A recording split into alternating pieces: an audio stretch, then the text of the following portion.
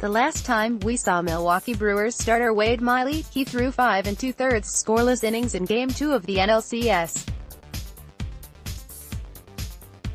Now he's scheduled to come back on short rest for Game 5 against Los Angeles Dodgers ace Clayton Kershaw. Is this the right move?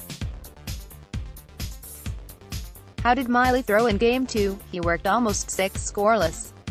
How do you think he threw? Miley needed 74 pitches, 46 strikes, to record 17 outs. He struck out 3 and only allowed 2 hits. The cutter was cutting and he racked up 7 ground ball outs.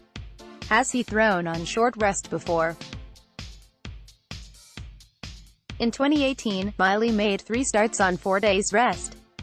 He tossed 18 innings, and posted a 2.00 ERA. For his career, he's made exactly 1 start on 3 days rest.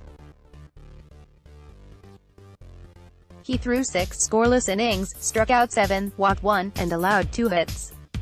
However, that Miley wasn't the same as this Miley. This Miley only started experimenting with a cutter last year, and only really worked it into his repertoire this year. Is this a bullpen game in disguise? Could be, but aren't they all at this point?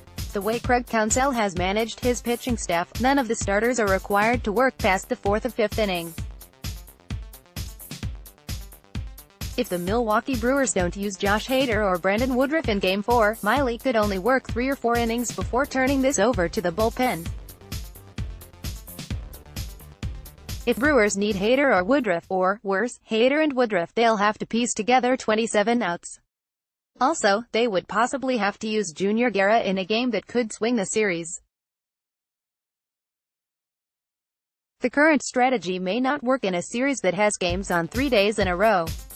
Next, how important is the bottom of the Brewers order?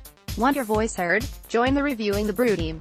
Write for us. The Milwaukee Brewers were absolutely going to start Miley again in this series, but it's odd that it's coming on short rest. Counsell has pushed all the right buttons so far.